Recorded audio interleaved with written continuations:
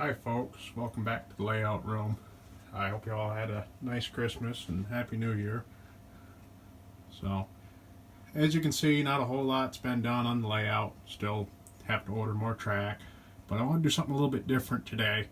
I wanted to talk about a tool that I use that doesn't really seem to get a lot of attention. I think it's a pretty interesting little device, and I actually use it for speed matching. Now, a lot of you are probably familiar with something like the AccuTrack 2, which is a stationary scale speedometer, and a lot of people use those for speed matching. And I've never actually tried one. I'm sure they work great, but one thing that stood out to me about those is they take the speed measurement in a single spot. So you only get the speed of the locomotive going through that spot. So if you have a layout that has any grades or voltage drop at all from one end to the other, then any voltage drop from one end to the other, and you're using an older decoder like the NCE decoders that I have in a lot of my older locomotives, you'll actually get speed differences over the course of your layout, which it could make speed matching a bit of a challenge, and it still does with this setup too. But the tool that I'm using is actually from a company called Boulder Creek Engineering. It's called their RollBy Speedometer. So it's pretty interesting. I'll bring it over here. So I've actually got it behind my newer scale trains ET44AH. So this is from the second run. It's a non-sound unit, and I actually put a Lock Pilot 4 decoder in it. So, but more about that later. So what we have is the device from Boulder Creek Engineering is actually just a circuit board and a wheel set with an axle on it. Or, yeah, an axle with a magnet on it. So this is actually the device here, just this little circuit board. It doesn't come with the car or anything. I've gone and mounted it in one of these old proto cars. Not a whole lot to them. I picked this car because it's not overly detailed and the shell comes off easy, so you can access the inside without breaking all the fine hand grabs and stuff. But what it is it's a circuit board with a battery and a low energy Bluetooth module on it. So what it does is it counts the rotations on the axle, which has a magnet on it. Actually, I'll pick that up and show you now if I can. So the kit, see if I can get to focus. The kit comes with the circuit board and then this special replacement axle. When you order the kit, you have to know which wheel size you want. So in this case, 36-inch wheel. And of course, you can get it in HON, O and G, I think. I know you can get it in HON and G. I think it's available for O scale 2. But what it does is it counts the rotations of that axle, and then it calculates the scale speed. And it actually transmits that to any Bluetooth device you have.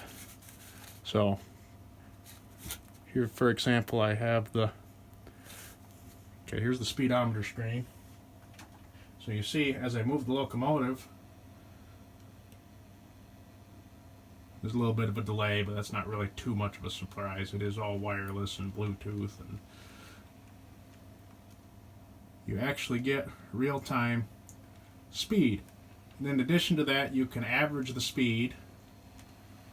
And another useful feature is it has an actual odometer built in too. So this is actually what we use to get the measurement of my club's main line, both the inner and outer loops. We use this device. Of course, the tablet's not going to cooperate. So you can see I've reset it to 0 here. And what we've got is we've got distance in both scale miles and actual distance too. So that's pretty handy. You can see I change it over to actual distance. I wish the tablet would cooperate a little bit more. But you see, and it's fairly accurate. I have checked it. So it actually will count your distance. So if I run it around the layout once here, you see it actually will count.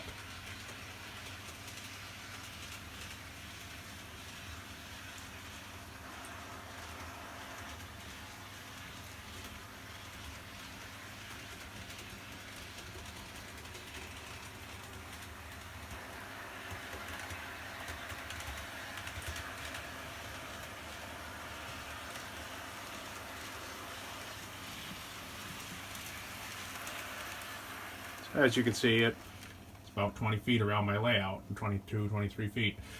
So it's an interesting little device. It's kind of expensive to play around with. It's like 80 or 90 bucks.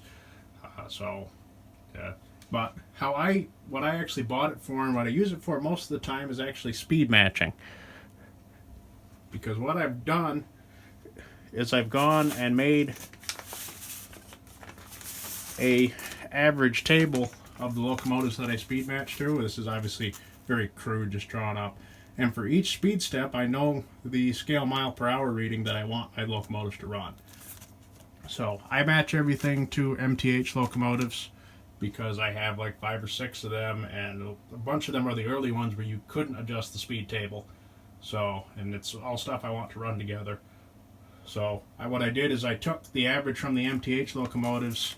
I think I measured 3 or 4 of them at each speed step along the 28 speed step curve.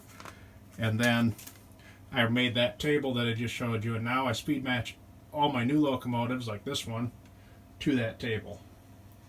So you'll see, if I go up to speed step 2 on here, it's running about 8 or 9 scale miles an hour. So, and the result is this locomotive actually matches near perfectly to any of my MTH locomotives. So, and any of my other locomotives that have been speed matched similarly. Now, I found that this method works better with newer decoders. Like I mentioned earlier, this one has a LockPilot 4 in it, which has better back EMF than some of the older NCE stuff. So what that does is it actually helps the locomotive maintain a constant speed. So like I talked about in the beginning, where you have grades or minute voltage drops over the course of the layout, then it doesn't actually speed up or slow down. So what I'll actually do when I speed match is I'll go into JMRI on the computer, and I'll actually take the handheld, set the locomotive to speed step 1 with a setup just like this, pulling the speedometer car,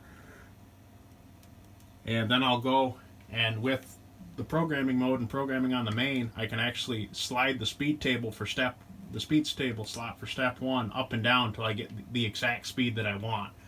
And once I get the exact speed that I want, I usually average out the display on the speed on the tablet. So you see there's an averaging option here. Average out the speed, and after I average it out, I'll let the locomotive run for a lap or 2 or a few minutes depending on how fast it's going, and make sure that it averages out to pretty much be exactly what I have on the table I showed you earlier. So that's how I do speed matching. It's still a long process, but it'll be worth it once everything's done. So not a whole lot else to talk about. I just wanted to cover it because I haven't really seen anyone cover it yet. There's been one other, I think I saw one other video on YouTube that wasn't from Boulder Creek, and I just think it's a little bit better method, at least for me, than using a speedometer in a single spot, because it said you can actually average it and make sure the locomotive is going to stay running that speed.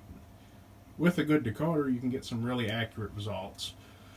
So, other than that, I guess I'll just run this other locomotive out here. So, this is actually a Christmas present for my wife, so I figured I'd show that off a little bit. So, I've actually speed matched this locomotive too, but it has just an older NCE decoder from my parts box, so after I got done speed matching it, I find that it didn't really match anything. It's, once again, the older decoders don't have the back EMF and the speed control, so the actual scale speed can drift a bit. And on this one, it drifted quite a bit. So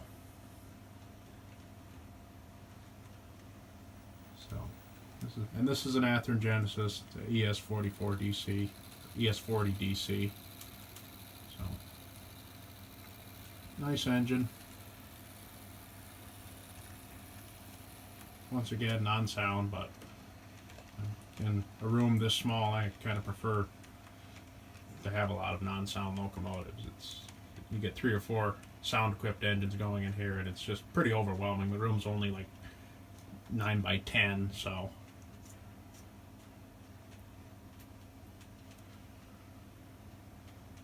got that. And I guess the last part of the video, this is the ad portion of the video. If anybody's looking for some GP15-1s, I actually have a few of them for sale on eBay right now. So I've got 2 CSX units and a Conrail unit. All 3 have sound.